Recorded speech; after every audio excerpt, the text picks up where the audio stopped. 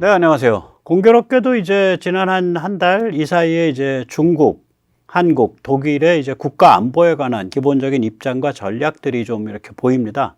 독일에서도 국가 안보 전략 문건이 발표됐었고요. 한국도 이제 6월 초에 국가 안보 전략 문건이 발표됐죠. 6월 7일 날. 또 중국은 그런 문건은 없는데 움직임이 있습니다. 보고 있으면 이제 그 새 플레이어들의 그런 그 특징이 보입니다. 간단히 말하면 한국의 지금 스탠스를 이렇게 보면 미국 입장에선 야, 세상에 이런 동맹도 있단 말이야. 이런 얘기가 나올 수밖에 없죠. 네, 먼저 이제 중국을 한번 보겠습니다. 여기는 이제 국가안보 전략 문건 자체는 없는데, 중앙국가안보위원회라는 게 있습니다. 이제 한자로 쓰면 국가안전위원회인데, 이때 이제 중국 용어로 이 안전이라는 건 우리말로 하게 되면 이제 안보 혹은 공안 이 둘 다 뜻하는 것으로 보입니다. 이것은 이제 중공 제20차, 중공이라는 건 중국 공산당 제20차 전국 대표대회. 이게 이제 작년 10월에 있었죠. 거기에 이제 이제 안보위원회를 그때 구성을 했는데 그 이후로 이제 알려지기로는 최초의 정식 위원회가 열린 거예요. 뭐 일반 활동은 그동안 쭉 했겠죠, 당연히. 이 위원회의 이제 좌장을 주임이라 그러더라고요. 좌장이 시진핑이고, 아마 저는 영어로 봤는데 이게 이제 그 중국어로는 총판공실이 될 겁니다. General Office. 거기에 이제 실장 차이치입니다.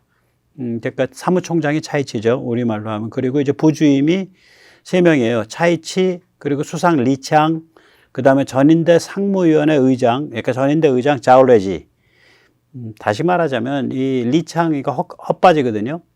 요새 무슨 그 행정부 쪽, 그러니까 국가 행정부 쪽에 아무 힘이 없잖아요. 당이 다 실권을 갖고 있고. 전인대 상무위원회 의장도 아무 실권이 없죠. 자올레제도. 다시 말하자면 이 판은 시진핑과 시진핑의 잔인무도한 오른팔 차이치의 장악하는 판이죠. 이 기구는 이제 당과 정부 등 여러 종류의 공안 안보 기능을 이제 총괄 조정하는 그런 기구입니다. 이 차이치는 그 베이징에서 일할 때 저는 사실 일부러 부질렀다고 보는데 베이징에 그 사람들 용어로 하층 계급, 아니 사회주의 사회가 하층민, 하층 계급 이런 용어를 쓰더라고요. 그 빈민촌에서 불이 난 것을 계기로 해서 그거를 뭐 한겨울에 수만 명을 그냥 하루아침에 길거리로 내몰았던 그 주인공이죠. 그러니까 몇 년 후에 있을 베이징 동계올림픽을 준비하기 위한 그 사전 조치였습니다. 뭐 무지막지한 인간입니다. 시진핑은 오른팔이고요. 지금 중국의 명실공히 2인자고 살벌한 인간이죠. 예. 여기서 이제 시진핑이 한 말이 굉장히 의미심장합니다. 인용된 게 이런 말입니다. 예, 뭐 중계된 건 아니고 국가 안보 체제 및 능력의 현대화를 달성하고 새로운 공안 안보 상황에 맞춘 새로운 발전이 필요합니다. 국가 안보 상황은 복합적이며 매우 심각합니다. 이건 중국어판에만 나와요. 지금 코멘트는. 그러니까 영어에는 이게 소개가 안 돼요. 국가 안보상의 당면한 매우 복잡성과 어려움이 급증했습니다. 최악의 상황을 대비한 근본적 사고방식이 필요합니다. 대풍, 대랑, 거대한 풍랑, 심지어 극단적 상황에 대비해야 합니다. 뭐 상당히 뭐 이런 겁니다. 그러니까 여기가 이게 뭐를 의미하냐. 그게 며칠 후에 이제 글로벌 타임스 환구시보 영문판에서 이제 좀 자세한 얘기가 나옵니다. 먼저 그 말씀 드리기 전에 세뇌 탈출 자유 구독료 부탁 말씀 올립니다. 아시다시피 세뇌 탈출은 광고가 잘 붙지 않죠. 네. 붙더라도 굉장히 천천히 붙습니다. 특히 요새 그런데 결국 다 붙긴 붙어요. 근데 뭐 한 열흘, 2주일 이렇게도 지나서 붙으니까 도와주시면 보다 좋은 컨텐츠로 찾아뵙는데 커다란 힘이 되겠습니다. 감사합니다. 글로벌 타임스가 이 중앙국가안보회의의 그 관점을 이렇게 전하는 걸 보면 얘들의 그 마인드셋이 그러니까 현실과 괴리된 어떤 아큐 같은 마인드셋이다. 정신승리하는.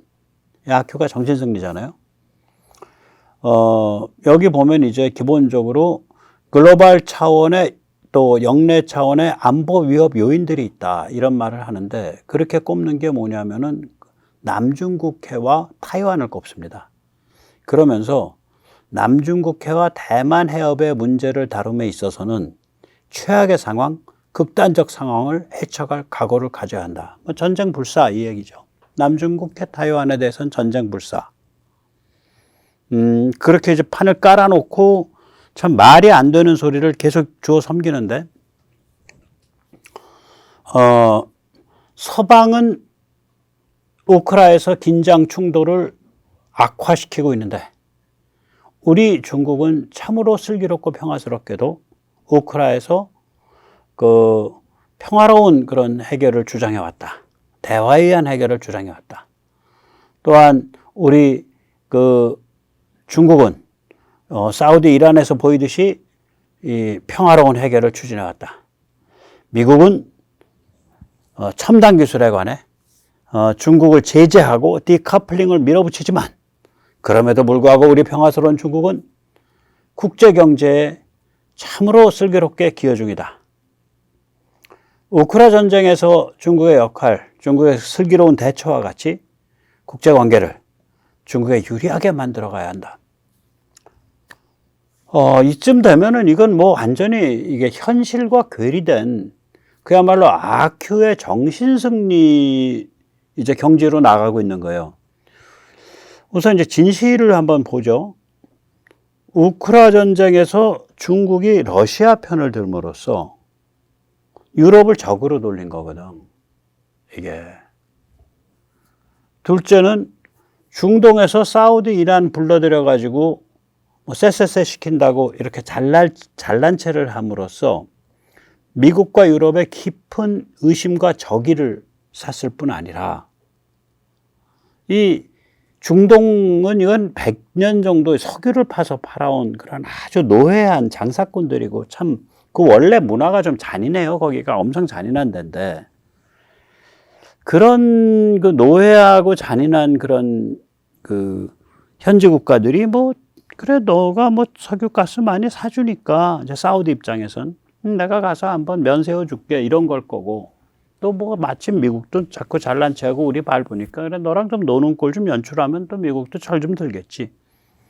이란 입장에서는 지금 중국 외에는 파트너가 없으니까 와서 쎄쎄쎄 해라 그럼 가서 하는데 이게 앞길이 없는 게 사우디는 이란이 핵을 내려놓기를 원하고 이란은 사우디가 경제 발전을 위한 투자를 주도해 주길 원해요. 근데 제 얘기가 아닙니다. 전문가들 얘기입니다. 그런데 사우디는 이란의 경제 발전을 촉발시킬 수 있는 투자를 주도할 생각이 전혀 없고요. 이란은 또한 핵과 탄도미사일을 내려올 생각이 전혀 없어요. 그 막힌 골목이라고요, 지금 이게. 그럼 실제적인 진전이 없는데 그리고 또 뭐 어차피 중동 석유가스의 큰 손이 중국이니까 그거 그렇게 불러들여서 뭐 잘난 척 안 해도 어차피 옛날에 비해서는 상당한 영향력이 있을 수밖에 없는데 이걸 꼭 불러들여 가지고 잘난 체를 함으로써 사방의 적을 만드는 거죠. 그 다음에 저기 푸틴 만나가지고 기자회견 하는 와중에 그게 3월 20일, 21일, 22일인가 된데 그 20일 날 아마 이제 짐작컨테는 푸틴과 얘기할 때 중앙아시아 저희가 좀 그 관계 좀 강화시켜 가겠습니다. 뭐 이렇게 얘기하면 푸틴이 그거 안 됩니다. 이런 얘기를 못 했겠죠. 지금 약세니까. 뭐 그렇게 하세요. 이런 식으로 이제 뜨뜻미지근하게 말한 걸 기회로 잡아서 지금 정상회담이 진행 중인 21일 날 중앙아시아 5탄 국가들한테 우리 중국과 중앙아시아 정상들의 연석회의를 하겠으니까 다 오세요. 라고 전부 저걸 띄웠다고요. 아마 그때 카스피 3국에도 띄운 것 같은데 저기 어디야 아르메니아, 아제르바이잔, 조지아까지 펄쩍 뛸 일이죠. 러시아는. 그러니까 이게 무슨 슬기롭고 평화스러운 전략이냐고. 이게 거의 바보스러운 그 정신분열한 자 전략이지. 그래 놓고 이걸 우리 중국은 이렇게 슬기롭고 평화스럽게 하고 있습니다. 이런 식으로 쓰니까 야 얘들은 이걸 진짜 그렇게 보고 썼다면 환구시보까지 정신병자고요. 그렇게까지는 안 보는데 이걸 이렇게 시진핑의 노선과 행보를 띄워줘야 된다라고 생각해서 그렇게 딸랑딸랑하는 아첨성으로 썼다면은 중국은 집단 전체가 이제 집단 망상 환각이 이제 그 자체 뽕이 확대 재생산되는 이제 그 악순환으로 들어간 거예요. 그러니까 중국의 이제 국가 안보 전략이 어떤 식으로 가고 있는지 한번 이제 보는 거죠. 그래놓고 이제 기껏 한다는 소리가, 국가 공안 체제를 강화해야 된다. 모든 것은 공안이다. 모든 것은 공안, 시큐리티다. 이거예요. 그러니까 공안 조치, 예. 특히 인터넷과 AI에 대한 공안적 지배, 그러니까 security control 이런 얘기를 해요. 계속해서. 그 다음에 공안 위협 요소에 대한 실시간 모니터링 및 조기 경보 시스템 강화해야 된다. 그리고 우리 중국에겐 전반적 국가 공안을 유지하기 위한 실시간 모니터링 및 공안 상황 평가 시스템이 있습니다. 이렇게 막 떠드는 거예요. 그러니까 China is able to achieve real-time monitoring and security evaluation so as to enhance capability to safeguard the overall national security. 그러니까 전반적인 국가 안보, 국가 공안을 지켜내기 위해서 우리 중국은 실시간 모니터링 및 실시간 공안 상황 평가 시스템을 갖출 능력을 갖고 있다. 야, 이게 얼마나 부끄러운 일인지도 모르고 그냥 막 황구시보가 영어로 짓는 거야, 이렇게. 그러니까 완벽한 디지털 동물농장 만들겠다 이 소리거든요, 이거. 그리고 나서 이제 거기에 또 뭐라고 썼냐, 한국시보에. 4월 15일이 국가공안교육의 날이지만 지금 이렇게 그 이름뿐인 날로 내버려둘 게 아니라 그 초등학생부터 대학생까지 교과서 등의 전부 중국 사람의 일상생활 전반에 전부 공안 안보가 주요 화두로 자리 잡아야 한다. 이러고 써갈겨놨어요. 이게 얘들의 중국의 국가안보 시스템, 국가안보 전략, 국가공안 전략의 핵심입니다. 자, 이렇게 중국입니다. 자, 이제 독일을 보죠. 굉장히 현란한 언어 수사래요. 독일의 이제 공안, 그 국가안보 전략, national, 그러니까 integrated security for Germany예요. 그러니까, 인테그레티시인가 뭐, 예, 스트라티기 für Deutschland인가 그래요. 이 원어 제목이, 이 들고 있는 책 제목이. 그러니까 통합 안보, 독일의 통합 안보 전략 이런 건데, 이걸 가만히 보다 보면, 전에 2월 27일 날, 뮌헨 안보 포럼에서 숄츠가 우리는 다극 체제를 지향합니다. 중국과 러시아도 한 목소리를 낼 수 있는. 우리는 미국이 일방적으로 주도하는 유니폴라에 반대합니다. 이 얘기를 했는데 여기 그 말이 그대로 박혀 있어요. 저는 그거 반성문 썼는 줄 알았더니 안 썼더라고. 목소리를 좀 낮췄을 뿐이지. 여기 뭐라 그랬냐?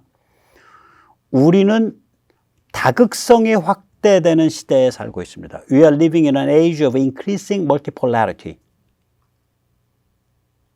그러니까 그러니까 다극성은 좋아, 저도. 뭐 미국 하나만 나라 아니니까. 문제는 뭐냐? dominant value system이, 그러니까 지배적 가치관, 지배적 가치 체계가 지배하는 세계를 우리가 만들어가는 거거든요. 지배적 가치관, 우리의 삶의 방식, 우리들의 가치관이 지배하는 세계. 그리고 그러한 가치관을 공유하는 국가들끼리 다극을 구성하면 상관이 없는데, 중국이나 러시아 같은 나라가 핵심 플레이어가 되는 다극 체제를 얘기하는 거라고 지금. 그러면서 이 말의 어감을 보면요. 일부 국가들은 지금의 국제 질서에 대해 스스로 체제 대립 상태라 느끼고 이를 뒤바꾸려 시도하고 있습니다. 잠깐만요.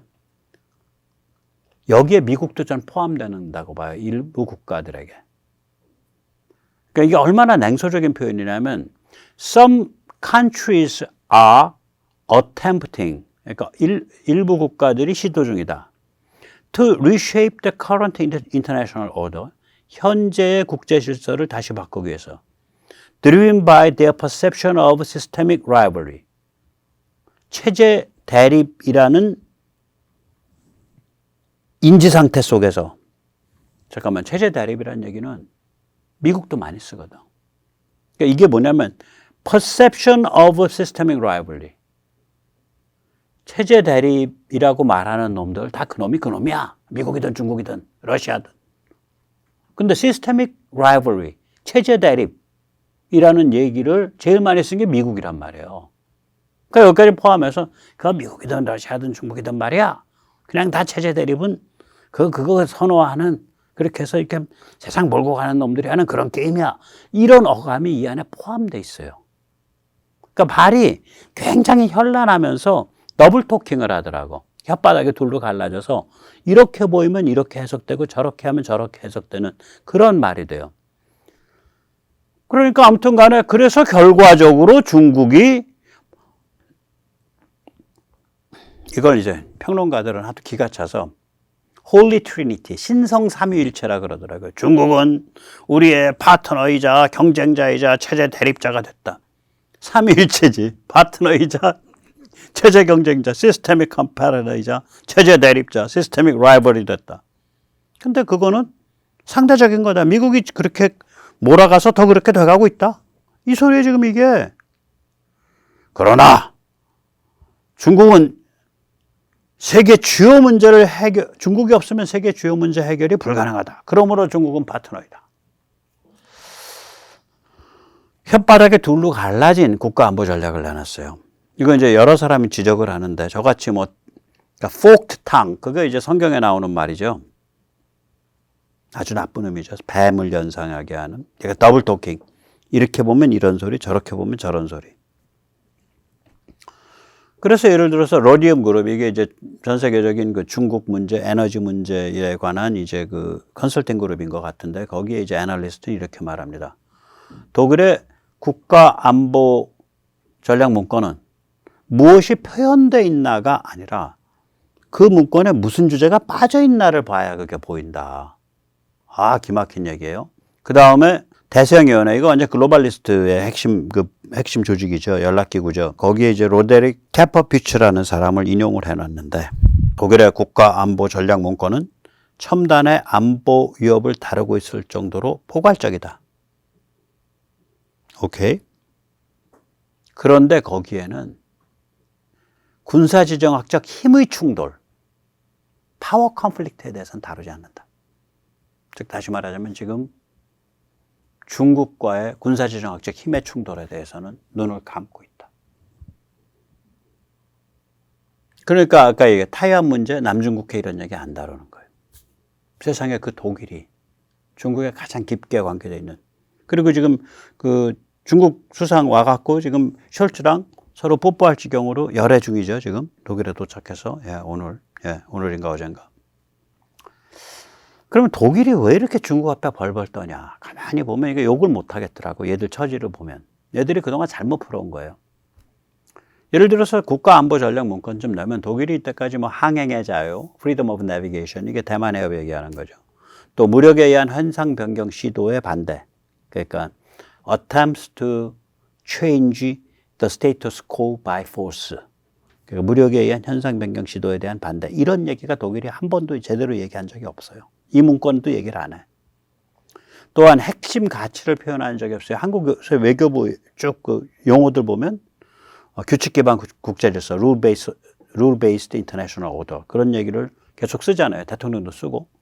또 그다음에 가치를 공유하는 우방들, 그러니까 value sharing partners, 또 비슷한 마인드를 가진 우방들, like-minded partners, 이런 얘기 안 나와. 독일 이 문건에. 그 다음에 자유와 평화를 위한 국제질서, International Order for Freedom and Peace, 이런 얘기가 없다고요. 그러니까 이게 무슨 안보 문건이냐 이거지. 지금 힘의 충돌이 벌어지고 있는데 거기에 대해서는 아닥이에요. 불쌍하죠. 내시 문건이에요. 독일 문건은. 거기다가 독일 안에서 지금 몇 년째 우리 국가안보위원회, National Security 커미티 만들어야 된다. 이 얘기가 지금 여론이 비등하고 있는데 그거 만들겠다는 얘기도 없어. 그리고 이거를 이 문건을 구현하기 위해서 어떻게 조치를 밟아 나가겠다도 없고 그 조치를 밟고 있는 흔적도 없어요. 단 하나 국방비를 2% 증가로 늘리겠다는 거 외에는. 돈 쓰겠다는 얘기는 다른 얘기 하나도 없는 거예요. 무기에 돈 쓰겠다는 얘기. 왜 독일이 이런 내시 문건을 만들었냐? 왜 독일 안에 이렇게 중국에 대한 공포가 뿌리 깊게 자리 잡고 있냐? 이건 메르세데스 벤츠의 대표이사 올라 카엘레니우스의 얘기에서 바로 드러납니다. 예, 이거는 지난 4월 얘기인데 뭐라 그랬냐? 차이나 디커플링은 상상할 수도 없는 일이다. 그러니까 꽉 중국이랑 맞물려 있는 거예요. 왜 이렇게 맞물렸냐면 독일의 경제 발전과 경제 운영, 경제 성장을 뒷받침해온 세 개의 축이 있습니다. 우선 첫째, 독일이 러시아 에너지를 무지하게 싸게 썼어요. 독일로 들어오니까. 육양국이. 근데 이게 이제 끊긴 거 아니야. 독일이 유럽에서 에너지 코스트가 제일 높은 나라 중에 하나가 되어버렸어요. 원전은 다 닫아 걸었고. 둘째, 근데 독일이 제조업 국가잖아요. 에너지 코스트가 높으면 그냥 일반 시민의 전기료가 비싸질 뿐만이 아니라 제조업 경쟁력이 뚝뚝 떨어진다고. 두 번째 뭐냐? 폴란드, 우크라이나 등 동구권 경제 및 카스피 3국에 대한 장악력이 완전히 이제 폭망했어요. 독일 그러면 거기 골 아파. 안 써. 저는 심지어 체코도 우리 지금 K2 전차 살 가능성이 있다고 봐요. 그럼 두고 봐야 되는데 거긴 독일이랑 굉장히 깊은 관계가 있잖아요. 특히 그 체코의 주데탄란트, 거긴 독일계거든. 독일의 연장이 되어 있는 생활권이에요. 그런데도 우리 거 쓸 수도 있다. 모르겠어. 정말 그러면 그거 굉장히 의미가 커요. 얘기가. 루마니아 이런 데가 그런 거 쓰면. 그러니까 이 동구권 나라들이 독일이라 그러면 이제 머리를 설레설레 젓고 있다고요. 발틱 3국, 폴란드, 우크라이나 여기 말할 것도 없고. 그러면 이 나라들이 이제 독일의 리더십에 대해서 반발하고 있단 말이에요. 그럼 이건 지금은 군사 지정학 국제정치적인 문제지만 이게 경제로 그대로 번진다고. 그러니까 독일의 앞마당이자 안마당이에요. 백야드란 말이에요. 안마당. 독일의 안마당이었던 그런 나라들이 다 이렇게 빠져나가고 있는 상태. 세 번째는 그럼 이 세 개 말이 뭐냐면은 이제 나머지는 중국과의 커플링인데 독일이 중국 경제의 결정적인 그런 한 축을 담당하고 있죠. 이거 하나만 지금 남아있는 거라. 두 개 기둥이 깨져가고 있다. 하나는 완전히 깨졌고 하나는 금이 가서 지금 무너져 내리고 있고 그 동유럽에 대한 장악력은. 나머지 하나 남아있는 건 뭐냐. 이제 딸랑 중국과의 커플링밖에 안 남아있어요. 그러니까 중국이랑 끼고 돌 수밖에 없겠더라고. 그래서 거의 독일은 중국과의 거리로 생각하자면 그 가까움으로 생각하자면 우리 입장에서는 거의 적성국 비슷한 거야. 한국 입장에서. 참 안 됐어요. 어떻게 그렇게까지 된다. 이 위대한 독일이. 아유. 자, 이렇게 해서 이제 중국의 우리가 국가안보 전략의 어떤 한 옆모습을, 중국의, 중앙국가안전위원회의 움직임을 보면서 한번 봤고, 그 다음에 독일의 그 6월 10 며칠 날 발표된 그 국가안보 전략 문건, 그걸 통해서 독일의 국가안보 전략이 되게 이게 얼마나 속빈강정이고 좀 이상해 안고 없는 찐빵이고 그걸 봤어요. 이제 한국을 보자고요. 이게 싱하이밍 발작하기 이틀 전에 나왔다고요. 6월 7일 날. 그래서 이게 싱하이밍 발작이랑 연관이 있다고 봐요. 이걸 보고 싱하이밍이 발작했다라고 보이는 그런 측면이 있다고요. 우리 이 국가안보전략 문건, 이거 이렇게 깊게 다루질 않으니까 언론에서는 제가 오늘 좀 약간 깊게 다룹니다. 이 기본적으로 이제 자유연대를 강조해요. 자유민주주의, 인권, 법치 등 가치 공유 동맹이라는 얘기가 나온다고 여기 튀어나와요. 벌써 이러면 이건 중국 너희 안 되겠어 이 소리야. 자유, 평화, 번영의 글로벌 중추국가. 즉 중국과 좀 결을 달리하는 서방의 핵심 중추국가 되겠다 이 소리야. 그래서 한미일 협력 새로운 수준으로 강화하겠다. MD 공동체. 중국에 대한 견제를 위한 군사 공동체 수준까지 강화하겠다. 그럼 중국 안 된다 이 소리지. 그다음 문재인 때는 전략적 협력 동반자 관계의 내실화라고 했는데 윤석열 정부에서는 상호 존중과 호혜에 바탕한 관계. 그러니까 중국이 우리 존중 안 하면 우리도 너희한테 항의하고 너희한테 들이받을 거야. 너희가 우리의 그 혜택을 고스란히 갚지 않으면 우리도 너희 혜택을 끊을 거야. 그 소리죠. 그렇게 돼요, 이게. 그리고 이제 사드에 대해서는 우리의 안보 주권 사안임을 분명히 한다. 너희 그 산불 같은 얘기 하지 마. 그건 지난 정부의 정부 차원에서 정책이었는지 몰라도 우린 걔들이랑 달라. 그 소리가 되잖아요. 그러니까 중국이 발작했던 거예요. 이게 6월 7일 날 우리의 국가 안보 전략이 아마 발작의 도화선이었다. 저는 그렇게 보는 관점에 저는 찬성합니다.